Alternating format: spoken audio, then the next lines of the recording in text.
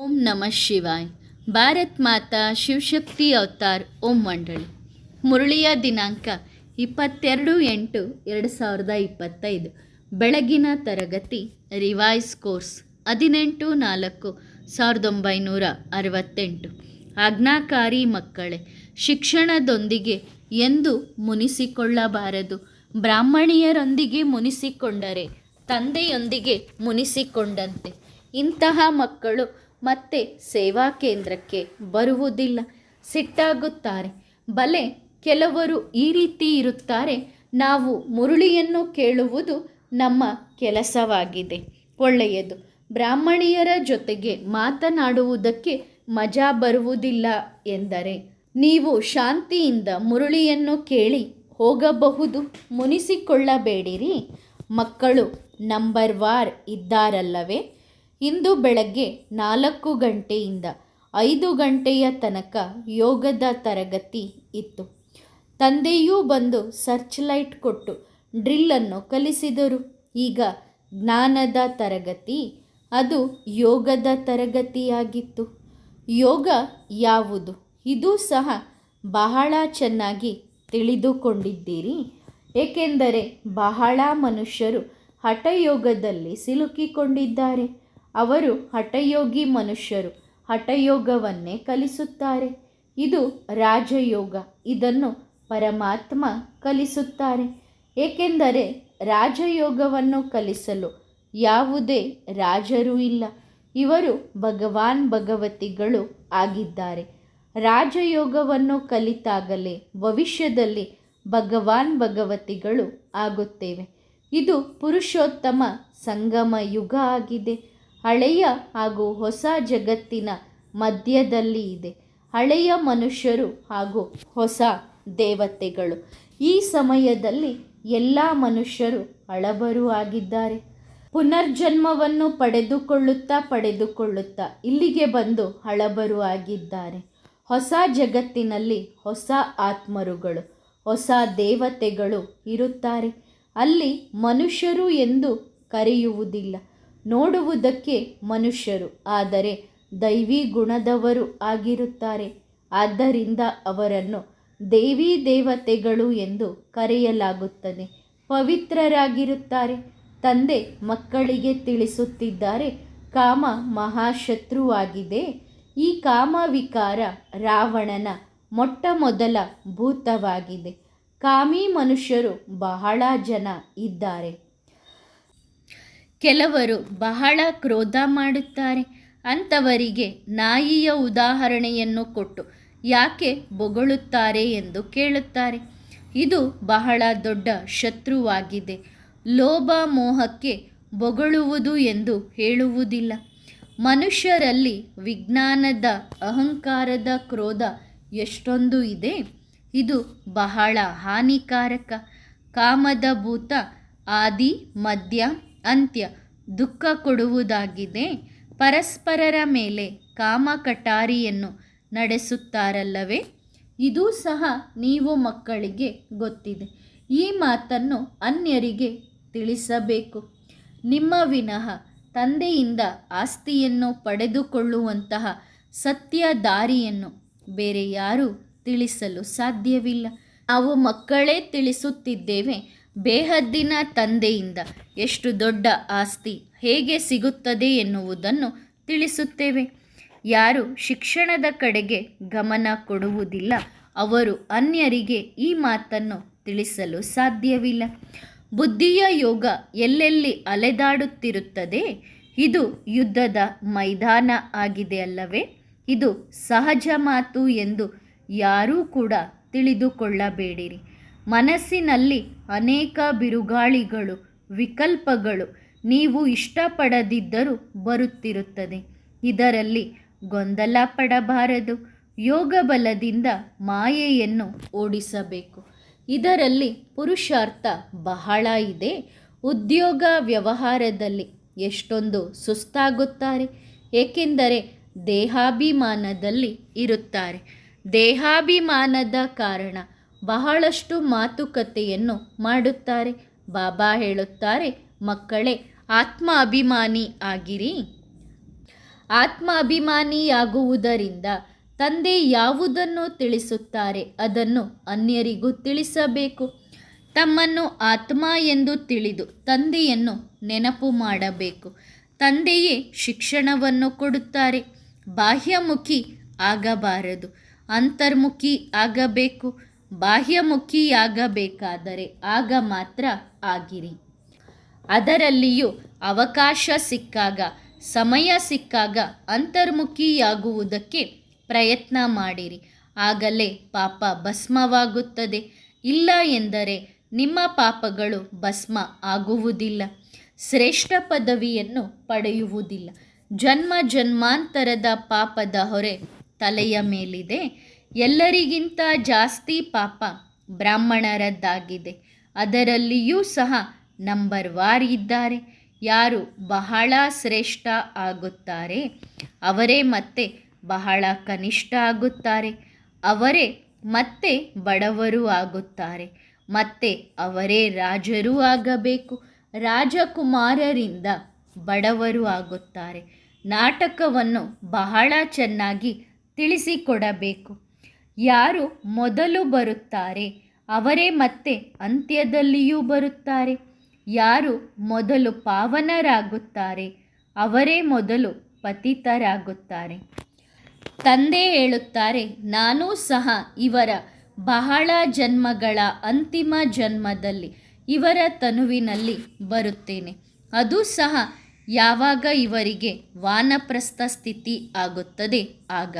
ಈ ಸಮಯದಲ್ಲಿ ಸಣ್ಣವರು ದೊಡ್ಡವರು ಎಲ್ಲರೂ ವಾನಪ್ರಸ್ಥ ಸ್ಥಿತಿಯಲ್ಲಿ ಇದ್ದಾರೆ. ಸರ್ವರಿಗೂ ಸದ್ಗತಿಯನ್ನು ಕೊಡುವಂಥವರು ಎಂದು ತಂದೆಗೆ ಗಾಯನವಿದೆ. ಅವರು ಪುರುಷೋತ್ತಮ ಸಂಗಮ ಯುಗದಲ್ಲಿ ಸದ್ಗತಿಯನ್ನು ಕೊಡುತ್ತಾರೆ. ಈ ಪುರುಷೋತ್ತಮ ಸಂಗಮ ಯುಗವನ್ನು ನೆನಪು ಮಾಡಬೇಕು. ಹೇಗೆ ಮನುಷ್ಯರಿಗೆ ಕಲಿಯುಗದ ನೆನಪಿದೆ, ಸಂಗಮ ಯುಗ ಕೇವಲ ನೀವು ಮಕ್ಕಳಿಗೆ ನೆನಪಿದೆ. ನಿಮ್ಮಲ್ಲಿಯೂ ಸಹ ನಂಬರ್ ವಾರ್ ಆಗಿ ನೆನಪಿದೆ. ಯಾರು ಸೇವೆ ಮಾಡುತ್ತಾರೆ ಅವರಿಗೆ ನೆನಪಿರುತ್ತದೆ. ಅನೇಕರಿಗೆ ತಮ್ಮ ಉದ್ಯೋಗ ವ್ಯವಹಾರಗಳೇ ನೆನಪಿರುತ್ತದೆ. ಹೊರಗಡೆಯಿಂದ ಮುಖವನ್ನು ತೆಗೆದಾಗ ಜ್ಞಾನಧಾರಣೆ ಆಗುತ್ತದೆ. ಅದಕ್ಕೆ ಒಂದು ಗೀತೆಯನ್ನು ಕೇಳಿದ್ದೀರಲ್ಲವೇ? ಅಂತ್ಯಕಾಲದಲ್ಲಿ ಯಾರು ಸ್ತ್ರೀಯನ್ನು ಸ್ಮರಣೆ ಮಾಡುತ್ತಾರೆ, ಇಂತಹ ಗೀತೆಗಳು ಬಹಳ ಚೆನ್ನಾಗಿ ಇವೆ. ಅಂತಹ ಗೀತೆಗಳಲ್ಲಿ ಜ್ಞಾನದ ಜೊತೆಗೆ ಸಂಬಂಧ ಇರುತ್ತದೆ. ಅಂತಹ ಗೀತೆಗಳನ್ನು ಇಟ್ಟುಕೊಳ್ಳಬೇಕು. ಹೇಗೆ ಎಂದರೆ, ಈ ಹೊಲಸು ಪ್ರಪಂಚದಿಂದ ನಮ್ಮನ್ನು ದೂರ ಕರೆದುಕೊಂಡು ಹೋಗು. ಹಾಗೆಯೇ ಮತ್ತೊಂದು, ನಯನಹೀನರಿಗೆ ದಾರಿ ತೋರಿಸು ಪ್ರಭು ಎಂದು. ಈ ಹಾಡುಗಳನ್ನು ಮನುಷ್ಯರೇ ರೆಡಿ ಮಾಡಿದ್ದಾರೆ. ಆದರೆ ಅವರಿಗೆ ಈ ಸಂಗಮ ಯುಗದ ಬಗ್ಗೆ ಏನೂ ಗೊತ್ತಿಲ್ಲ. ಈ ಸಮಯದಲ್ಲಿ ಎಲ್ಲರೂ ಕುರುಡರಾಗಿದ್ದಾರಲ್ಲವೇ? ಯಾವಾಗ ಪ್ರಭು ತಂದೆ ಜಗತ್ತಿಗೆ ಬರುತ್ತಾರೆ ಆಗಲೇ ಎಲ್ಲರಿಗೂ ದಾರಿಯನ್ನು ತೋರಿಸುತ್ತಾರೆ. ಒಬ್ಬರಿಗೆ ತೋರಿಸುವುದಿಲ್ಲ. ಇದು ಅವರ ಶಿವಶಕ್ತಿ ಸೈನ್ಯವಾಗಿದೆ. ಈಗ ಬಾಂಬೆಯಲ್ಲಿಯೂ ಒಂದು ಶಕ್ತಿ ಸೈನ್ಯ ಇದೆ.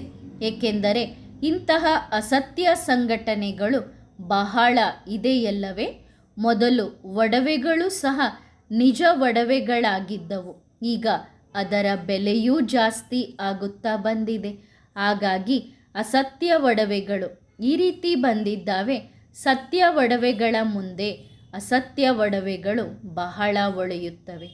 ಅದೇ ರೀತಿ ಯೋಗವೂ ಸಹ ಅಸತ್ಯವಾಗಿದೆ. ಅವರು ಹಠಯೋಗಿಗಳು. ರಾಜಯೋಗವನ್ನು ಭಗವಂತನ ವಿನಃ ಬೇರೆ ಯಾರೂ ಕಲಿಸಲು ಸಾಧ್ಯವಿಲ್ಲ. ಭಗವಂತನಿಗೆ ತನ್ನದೇ ಆದಂತಹ ಶರೀರ ಇಲ್ಲ. ಅವರು ನಿರಾಕಾರ. ಅನ್ಯರು ಎಲ್ಲರೂ ಶರೀರಧಾರಿಗಳು. ಶ್ರೇಷ್ಠಾತಿ ಶ್ರೇಷ್ಠ ಒಬ್ಬ ತಂದೆಯಾಗಿದ್ದಾರೆ. ಆ ತಂದೆ ನಾವು ಮಕ್ಕಳಿಗೆ ಓದಿಸುತ್ತಿದ್ದಾರೆ ಎನ್ನುವುದನ್ನು ನೀವು ಮಕ್ಕಳು ತಿಳಿದುಕೊಂಡಿದ್ದೀರಿ. ನೀವು ಮಕ್ಕಳಲ್ಲಿಯೂ ಸಹ ನಂಬರ್ ವಾರ್ ಇದ್ದಾರೆ. ಅನ್ಯರಿಗೆ ಶಿಕ್ಷಣ ಕೊಡುವುದಕ್ಕೆ ಬುದ್ಧಿ ಬೇಕು, ಎಚ್ಚರಿಕೆಯೂ ಕೊಡಬೇಕು.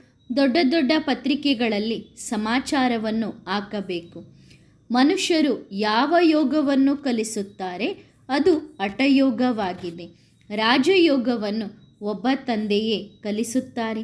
ಇದರಿಂದ ಮುಕ್ತಿ, ಜೀವನ್ಮುಕ್ತಿ ಎರಡೂ ಸಿಗುತ್ತದೆ. ಹಠಯೋಗದಿಂದ ಎರಡೂ ಸಿಗುವುದಿಲ್ಲ. ಈ ಹಠಯೋಗ ಪರಂಪರೆಯಿಂದ ಬಂದಿದೆ. ಇದು ಹಳೆಯದು. ಈ ರಾಜಯೋಗ ಕೇವಲ ಸಂಗಮ ಯುಗದಲ್ಲಿ ತಂದೆಯೇ ಕಲಿಸುತ್ತಾರೆ. ತಂದೆ ನಾವು ಮಕ್ಕಳಿಗೆ ತಿಳಿಸುತ್ತಿದ್ದಾರೆ. ಯಾವಾಗ ಭಾಷಣ ಮಾಡಲು ಹೋಗುತ್ತೀರಿ ಆಗ ಅನೇಕ ವಿಷಯಗಳನ್ನು ಬರೆಯಿರಿ. ಆದರೆ ಮಕ್ಕಳು ಈ ರೀತಿ ಮಾಡುವುದಿಲ್ಲ. ಶ್ರೀಮತದಂತೆ ನಡೆಯುವವರು ಬಹಳ ಕಡಿಮೆ ಇದ್ದಾರೆ. ಮೊದಲು ಪಾಯಿಂಟ್ಸ್ಗಳನ್ನು ಬರೆದುಕೊಳ್ಳಬೇಕು. ನಂತರ ರಿಪೀಟ್ ಮಾಡಿರಿ. ಆಗ ನೆನಪಿಗೆ ಬರುತ್ತದೆ, ಬುದ್ಧಿಯಲ್ಲಿ ಪಕ್ಕಾ ಆಗುತ್ತದೆ. ನೋಡದೆಯೇ ಭಾಷಣ ಮಾಡಬೇಕು. ನೀವು ಓದಿ ತಿಳಿಸಬಾರದು. ವಿಚಾರ ಸಾಗರ ಮಂಥನ ಮಾಡಿ ಭಾಷಣ ಮಾಡುವುದರಿಂದ ಅದರಲ್ಲಿ ಶಕ್ತಿ ಬರುತ್ತದೆ. ಹಾಗೂ ತಮ್ಮನ್ನು ಆತ್ಮ ಎಂದು ತಿಳಿದುಕೊಳ್ಳಬೇಕು. ನಾನು ನನ್ನ ಸಹೋದರನಿಗೆ ಜ್ಞಾನವನ್ನು ತಿಳಿಸುತ್ತಿದ್ದೇನೆ. ಈ ರೀತಿ ತಿಳಿದುಕೊಳ್ಳುವುದರಿಂದ ನಿಮಗೂ ಶಕ್ತಿ ಬರುತ್ತದೆ. ಇದು ಬಹಳ ಶ್ರೇಷ್ಠ ಗುರಿಯಾಗಿದೆ. ಪ್ರತಿಜ್ಞೆ ಮಾಡುವುದು ಚಿಕ್ಕಮ್ಮನ ಮನೆಯಷ್ಟು ಸುಲಭವಲ್ಲ. ನೀವು ಎಷ್ಟು ಪೈಲ್ವಾನ್ ಆಗುತ್ತೀರಿ, ಮಾಯೆಯೂ ಅಷ್ಟೇ ನಿಮ್ಮ ಮೇಲೆ ಯುದ್ಧ ಮಾಡುತ್ತದೆ. ಹನುಮಂತನೂ ಸಹ ಪೈಲ್ವಾನ್ ಆಗಿದ್ದಾನಲ್ಲವೇ? ಅದಕ್ಕೆ ರಾವಣನಿಗೆ ಹನುಮಂತ ಹೇಳಿದ, ನೀನು ನನ್ನ ಕಾಲನ್ನು ಅಲುಗಾಡಿಸಿ ತೋರಿಸು. ಇದು ಸ್ಥೂಲ ಮಾತಲ್ಲ. ಆದರೆ ಇಂತಹ ಮಾತುಗಳನ್ನು ಶಾಸ್ತ್ರಗಳಲ್ಲಿ ಕತೆಗಳ ರೂಪದಲ್ಲಿ ತೋರಿಸಿದ್ದಾರೆ. ತಂದೆ ಹೇಳುವಂತಹ ಅಮೂಲ್ಯ ಜ್ಞಾನವನ್ನು ಕೇಳುವಂತಹ ಈ ಕಿವಿಗಳು ದಂತಕಥೆಗಳನ್ನು ಕೇಳಿ ಕೇಳಿ ಸಂಪೂರ್ಣ ಕಲ್ಲು ಬುದ್ಧಿಯಾಗಿದ್ದಾವೆ. ಭಕ್ತಿ ಮಾರ್ಗದಲ್ಲಿ ಎಷ್ಟೊಂದು ದುರ್ಗತಿಯಾಗಿತ್ತು. ಸಮಯ, ಸಂಕಲ್ಪ, ಆರೋಗ್ಯ ಹಾಗೂ ಹಣವನ್ನು ಎಲ್ಲವನ್ನೂ ಕಳೆದುಕೊಂಡೆವು. ಏಣಿಯನ್ನು ಕೆಳಗೆ ಇಳಿಯುತ್ತಾ ಬಂದಿದ್ದೇವೆ. 84 ಜನ್ಮಗಳ ಕತೆ ಇದಾಗಿದೆಯಲ್ಲವೇ? ಯಾರು ಭಕ್ತಿಯನ್ನು ಮಾಡುತ್ತಿದ್ದರು ಅವರೇ ಕೆಳಗೆ ಇಳಿಯುತ್ತಾ ಬಂದಿದ್ದಾರೆ. ಈಗ ತಂದೆ ಮೇಲೆ ಹತ್ತುವುದನ್ನು ಕಲಿಸುತ್ತಿದ್ದಾರೆ. ಈಗ ನಾವು ಏರುವ ಕಲೆಯಲ್ಲಿ ಇದ್ದೇವೆ. ಬುದ್ಧಿಯ ಯೋಗ ತಂದೆಯ ಜೊತೆಗೆ ಜೋಡಿಸುತ್ತಿಲ್ಲ ಎಂದರೆ ಅವಶ್ಯವಾಗಿ ಕೆಳಗೆ ಇಳಿಯುತ್ತಿದ್ದೀರಿ. ತಂದೆಯನ್ನು ನೆನಪು ಮಾಡುತ್ತಾ ಮತ್ತೆ ಮೇಲೆ ಏರಬೇಕು. ಇದು ಪರಿಶ್ರಮವಿದೆ. ಬಹಳ ಮಕ್ಕಳು ತಪ್ಪುಗಳನ್ನು ಮಾಡುತ್ತಾರೆ. ಉದ್ಯೋಗದಲ್ಲಿ ತಂದೆ, ಆಸ್ತಿ ಹಾಗೂ ಶಿಕ್ಷಣ ಎಲ್ಲವನ್ನು ಮರೆತು ಬಿಡುತ್ತಾರೆ. ಮಾಯೆ ಬಿರುಗಾಳಿಗಳನ್ನು ತಂದು ಹಾಕುತ್ತದೆ. ಅವರು ಈ ರೀತಿ ಇದ್ದಾರೆ, ಇವರು ಈ ರೀತಿ ಮಾಡುತ್ತಾರೆ, ಆ ಬ್ರಾಹ್ಮಣಿ ಈ ರೀತಿ ಇದ್ದಾರೆ, ಇವರಲ್ಲಿ ಈ ಅವಗುಣ ಇದೆ. ಇದರಲ್ಲಿ ನಿಮಗೆ ಏನು ಹೋಗುತ್ತದೆ? ಸರ್ವಗುಣ ಸಂಪನ್ನರು ಈಗ ಯಾರೂ ಆಗಿಲ್ಲ. ಯಾವುದೇ ಅವಗುಣಗಳನ್ನು ನೋಡಬಾರದು. ಗುಣಧಾರಣೆ ಮಾಡಿಕೊಳ್ಳಬೇಕು. ಅವಗುಣಗಳನ್ನು ನೋಡುವಾಗ ನಿಮ್ಮ ಮುಖವನ್ನು ತಿರುಗಿಸಬೇಕು. ಮುರುಳಿ ಇದೆಯಲ್ಲವೇ?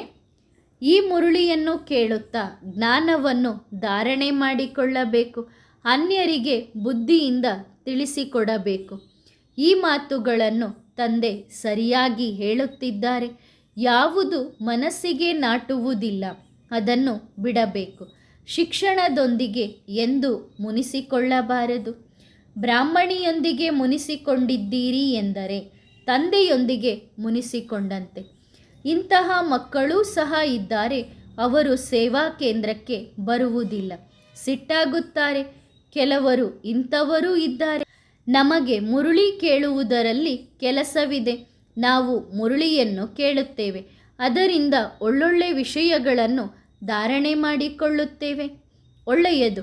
ಬ್ರಾಹ್ಮಣಿಯೊಂದಿಗೆ ಮಾತನಾಡುವುದಕ್ಕೆ ನಿಮಗೆ ಸಂತೋಷ ಆಗುವುದಿಲ್ಲ ಎಂದರೆ ಕೇವಲ ಶಾಂತಿಯಿಂದ ಮುರುಳಿಯನ್ನು ಕೇಳಿ ಹೋಗಬೇಕು. ಮುನಿಸಿಕೊಳ್ಳಬಾರದು. ನಾವು ಇಲ್ಲಿಗೆ ಬರುವುದಿಲ್ಲ ಎಂದು ಹೇಳಬಾರದು. ಆದರೆ ಮಕ್ಕಳಲ್ಲಿಯೂ ನಂಬರ್ ವಾರ್ ಇದ್ದಾರಲ್ಲವೇ? ಶಾಲೆಯಲ್ಲಿ ವಿದ್ಯಾರ್ಥಿಗಳು ಟೀಚರ್ನ ಮೇಲೆ ಅಂದರೆ ಶಿಕ್ಷಕರ ಮೇಲೆ ಸಿಟ್ಟಾಗಿ ಅವರನ್ನು ಆ ಶಾಲೆಯಿಂದ ಓಡಿಸುತ್ತಾರೆ.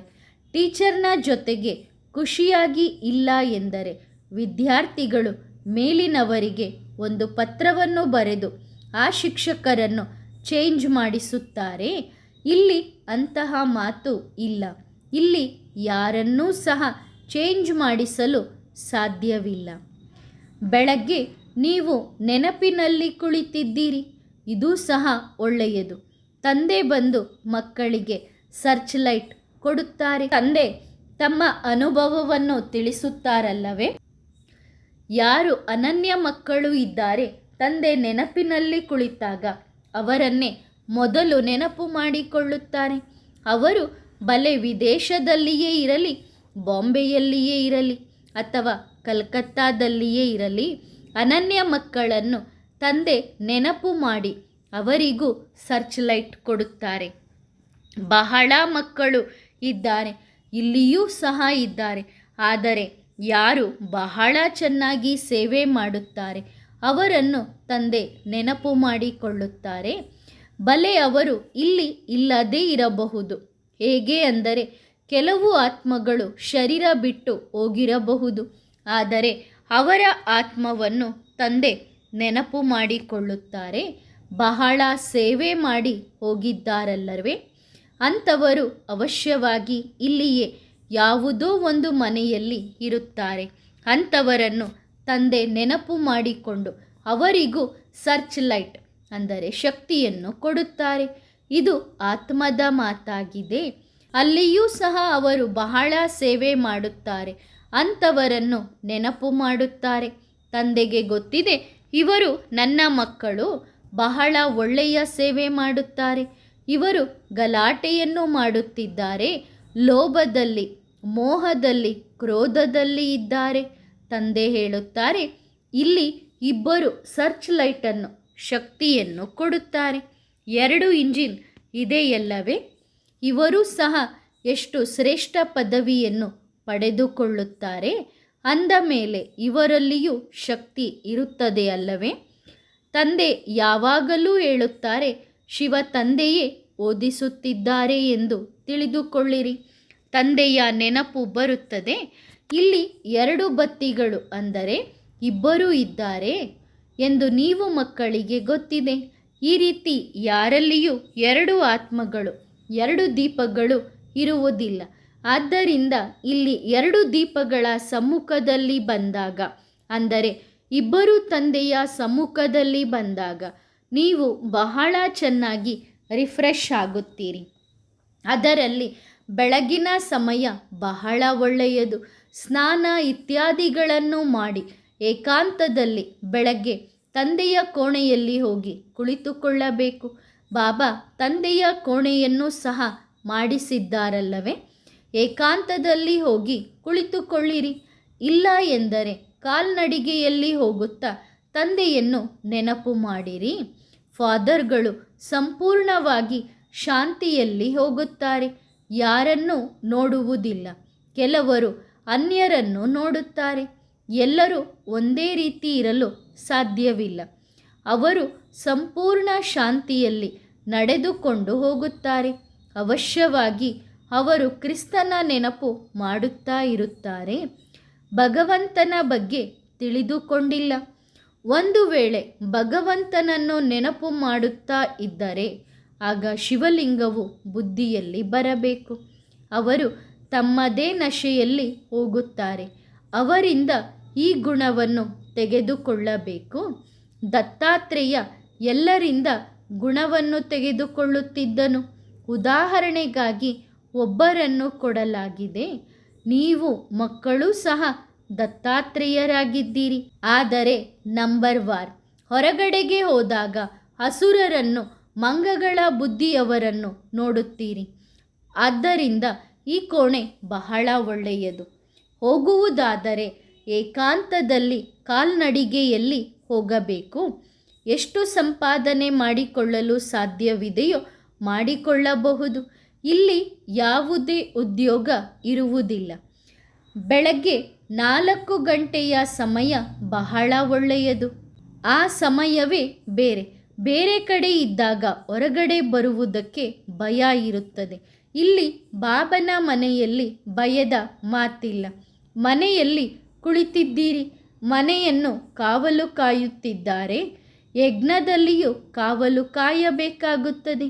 ಯಾವುದೇ ವಸ್ತುಗಳನ್ನು ಪಾಪಾತ್ಮರು ತೆಗೆದುಕೊಂಡು ಹೋಗಬಾರದು ಎಂದು ಯಜ್ಞಕ್ಕೆ ಕಾವಲು ಇರಬೇಕಾಗುತ್ತದೆ. ಏಕೆಂದರೆ ಒಂದೊಂದು ವಸ್ತುವು ಕವಡೆಯು ಬಹಳ ಬೆಲೆ ಬಾಳುವಂಥದ್ದು. ಆದ್ದರಿಂದ ಇದಕ್ಕೆ ಸುರಕ್ಷತೆ ಮೊದಲು ಬೇಕು. ಇಲ್ಲಿ ಯಾರೂ ಬರುವುದಿಲ್ಲ, ಮಾತೆಯರು ಇದ್ದಾರಲ್ಲವೇ. ಬೆಲೆ ಬಾಳುವಂತಹ ಒಡವೆಗಳು ಯಾವುದೂ ಇಲ್ಲ ಎನ್ನುವುದು ಅವರಿಗೆ ಗೊತ್ತಿದೆ.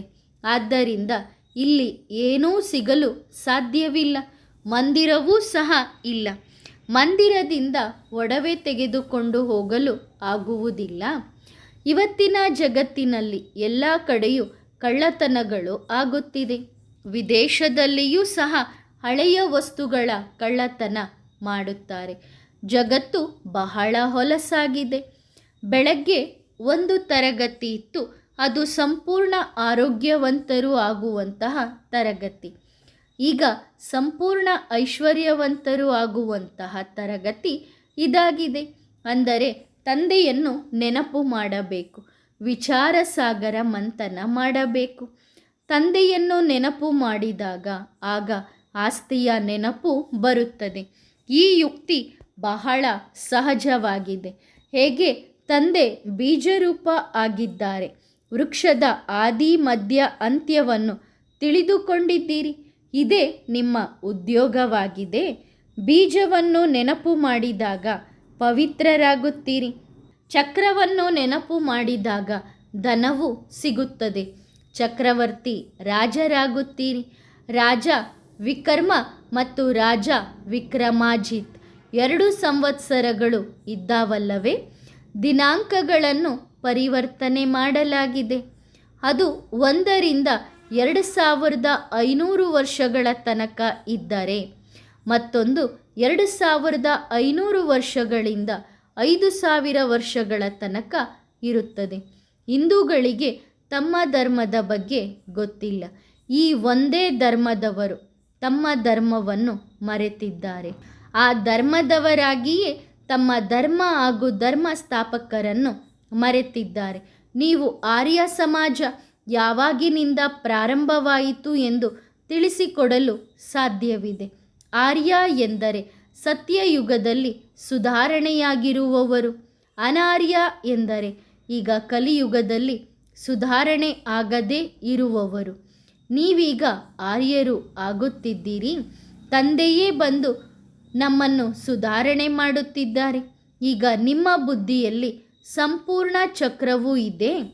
ಯಾರು ಒಳ್ಳೆಯ ಪುರುಷಾರ್ಥಿಗಳು ಆಗಿದ್ದಾರೆ ಅವರು ಸ್ವಯಂ ತಿಳಿದುಕೊಂಡು ಅನ್ಯರಿಗೂ ದಾರಿಯನ್ನು ತೋರಿಸುತ್ತಾರೆ. ತಂದೆ ಬಡವರ ಬಂಧುವಾಗಿದ್ದಾರೆ. ಹಳ್ಳಿಯಲ್ಲಿ ಇರುವಂಥವರನ್ನು ಮೇಲೆತ್ತಬೇಕು. ಚಿತ್ರಗಳೂ ಇದ್ದಾವೆ. ಚಿತ್ರಗಳ ಬಂಡಲನ್ನು ತೆಗೆದುಕೊಂಡು ಹೋಗಿರಿ. ಅದರಲ್ಲಿ 6 ಚಿತ್ರಗಳು ಇದ್ದರೆ ಸಾಕು. ಅದರಲ್ಲಿ ಒಂದು ಚಿತ್ರ 84 ಜನ್ಮಗಳ ಚಿತ್ರ ಇದ್ದರೆ ಒಳ್ಳೆಯದು. ಅದರಲ್ಲಿ ಎಲ್ಲವೂ ಸ್ಪಷ್ಟವಾಗಿ ಬರೆಯಬೇಕು. ಆದರೆ ಮಾಯೆ ಈ ರೀತಿ ಪ್ರಬಲವಾಗಿದೆ, ಮಕ್ಕಳನ್ನು ಸಂಪೂರ್ಣವಾಗಿ ಕಾದ ಹೆಂಚನ್ನಾಗಿ ಮಾಡುತ್ತದೆ, ತಂದೆಯನ್ನು ಮರೆಸುತ್ತದೆ. ಇಲ್ಲಿ 2 ಲೈಟ್ ಒಟ್ಟಿಗೆ ಇದೆ. ಒಬ್ಬರು ತಂದೆ, ಮತ್ತೊಬ್ಬರು ಬ್ರಹ್ಮ ತಂದೆ. ಇಬ್ಬರು ಶಕ್ತಿಶಾಲಿಯಾಗಿದ್ದಾರೆ. ಆದರೆ ಇವರು ಹೇಳುತ್ತಾರೆ, ಶಕ್ತಿಶಾಲಿಯಾದಂತಹ ಒಬ್ಬ ತಂದೆಯನ್ನು ಗಟ್ಟಿಯಾಗಿ ಹಿಡಿದುಕೊಳ್ಳಿರಿ. ಬ್ರಹ್ಮ ತಂದೆಯು ಪುರುಷಾರ್ಥಿ ಆಗಿದ್ದಾರಲ್ಲವೇ. ಎಲ್ಲ ಮಕ್ಕಳು ಇಲ್ಲಿಯೇ ಓಡಿ ಬರುತ್ತಾರೆ. ಇಲ್ಲಿ ಡಬಲ್ ಲೈಟ್ ಇದ್ದಾರೆ ಎಂದು ಮಕ್ಕಳಿಗೆ ಗೊತ್ತಿದೆ. ತಂದೆ ಸಮ್ಮುಖದಲ್ಲಿ ಬಂದು ಜ್ಞಾನವನ್ನು ತಿಳಿಸುತ್ತಾರೆ. ಅದಕ್ಕೆ ಗಾಯನವೂ ಇದೆಯಲ್ಲವೇ. ತಂದೆಯ ಜೊತೆಗೆ ಮಿಲನ ಮಾಡುತ್ತೇನೆ, ಆಟ ಆಡುತ್ತೇನೆ, ಊಟ ಮಾಡುತ್ತೇನೆ, ತಂದೆಯ ಜೊತೆಗೆ ಕುಳಿತುಕೊಳ್ಳುತ್ತೇನೆ. ಆದರೆ ಇಲ್ಲಿಯೇ ಕುಳಿತುಕೊಳ್ಳುತ್ತೇನೆ ಎಂದು ಅರ್ಥವಲ್ಲ.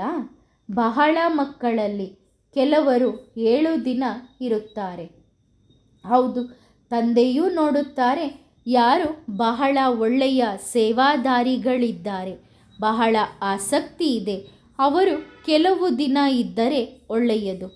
ಸೀಸನ್ನಲ್ಲಿ ಈ ರೀತಿ ಎಲ್ಲರೂ ಒಟ್ಟಿಗೆ ಕುಳಿತುಕೊಳ್ಳುವುದು ಅಲ್ಲ. ನಾಟಕದ ಪ್ಲಾನಿನ ಅನುಸಾರವಾಗಿ ಎಲ್ಲವೂ ಆಗುತ್ತದೆ. ನಾವು ಮಕ್ಕಳಿಗೆ ಆಂತರಿಕ ಖುಷಿ ಬಹಳ ಇರಬೇಕು. ಈ ಆಂತರಿಕ ಖುಷಿ ಇರಬೇಕು. ನಾನು ಅನ್ಯರನ್ನು ನನ್ನ ಸಮಾನ ಮಾಡಿಕೊಳ್ಳಬೇಕು, ಅನ್ಯರಿಗೆ ಶಿಕ್ಷಣವನ್ನು ಓದಿಸಬೇಕು ಎನ್ನುವ ಖುಷಿ ಇರಬೇಕು. ಪ್ರಜೆಗಳನ್ನು ರೆಡಿ ಮಾಡಿಕೊಂಡಾಗಲೇ ನೀವು ರಾಜರಾಗುತ್ತೀರಿ. ಪಾಸ್ ಫೋಟೋ ಬೇಕು. ತಂದೆಯ ಹತ್ತಿರ ಯಾರಾದರೂ ಕೇಳಿದರೆ ಆಗ ತಂದೆ ತಕ್ಷಣ ಹೇಳುತ್ತಾರೆ, ನಿಮ್ಮ ಮುಖವನ್ನು ನೀವು ನೋಡಿಕೊಳ್ಳಿರಿ, ನನ್ನಲ್ಲಿ ಯಾವ ಅವಗುಣ ಇದೆ. ಕೆಲವರು ನನ್ನಲ್ಲಿ ಯಾವ ಅವಗುಣ ಇದೆ ಎನ್ನುವುದನ್ನು ತಿಳಿದುಕೊಳ್ಳುವುದಿಲ್ಲ. ಇದರಲ್ಲಿ ನಿಂದೆ, ಸ್ತುತಿ ಎಲ್ಲವನ್ನು ಸಹನೆ ಮಾಡಿಕೊಳ್ಳಬೇಕಾಗುತ್ತದೆ. ತಾವು ನೆನಪಿನ ನಶೆಯಲ್ಲಿ ಇರಬೇಕು. ಒಳ್ಳೆಯದು. ಆತ್ಮಿಕ ಮಕ್ಕಳಿಗೆ ನೆನಪು, ಪ್ರೀತಿ ಮತ್ತು ನಮಸ್ತೆ. ವರದಾನ: ತಂದೆಯ ಸಮಾನ ಮಾಸ್ಟರ್ ಸಾಗರ ಆಗಿರಿ. ಹೇಗೆ ತಂದೆ ಜ್ಞಾನ ಸಾಗರ ಆಗಿದ್ದಾರೆ, ಶಾಂತಿಯ ಸಾಗರ ಆಗಿದ್ದಾರೆ, ಪ್ರೇಮ ಸಾಗರ ಆಗಿದ್ದಾರೆ, ಅದೇ ರೀತಿ ತಾವು ಮಕ್ಕಳು ಸಹ ಸ್ವಯಂವನ್ನು ತಂದೆಯ ಸಮಾನ ಮಾಸ್ಟರ್ ಸಾಗರ ಎಂದು ಅನುಭವ ಮಾಡುತ್ತೀರಾ? ಸಾಗರದ ವಿಶೇಷತೆ ಏನಾಗಿದೆ? ಎಷ್ಟು ಅಲೆಗಳು ಇರುತ್ತದೆ ಅಷ್ಟೇ ಶಾಂತವಾಗಿ ಇರುತ್ತದೆ. ಆದರೆ ಒಂದೇ ಸಮಯದಲ್ಲಿ ಎರಡೂ ವಿಶೇಷತೆಗಳು ಇರುತ್ತದೆ. ಅದೇ ರೀತಿ ತಂದೆಯ ಸಮಾನ ಆಗುವಂಥವರಿಗೂ ಸಹ ಈ ವಿಶೇಷತೆ ಇರಬೇಕು. ಹೊರಗಿನಿಂದ ಸ್ಮೃತಿ ಸ್ವರೂಪ ಹಾಗೂ ಆಂತರ್ಯದಿಂದ ಸಮರ್ಥಿ ಸ್ವರೂಪರು ಆಗಬೇಕು. ಎರಡು ಜೊತೆ ಜೊತೆಗೆ ಬ್ಯಾಲೆನ್ಸ್ನಲ್ಲಿ ಇರಬೇಕು. ಒಳ್ಳೆಯದು. ಓಂ ನಮಃ ಶಿವಾಯ.